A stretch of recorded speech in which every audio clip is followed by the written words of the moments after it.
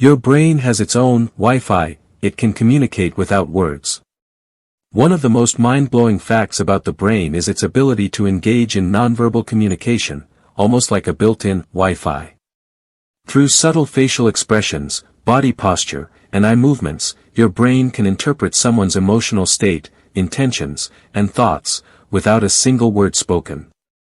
Mirror neurons are largely responsible for this.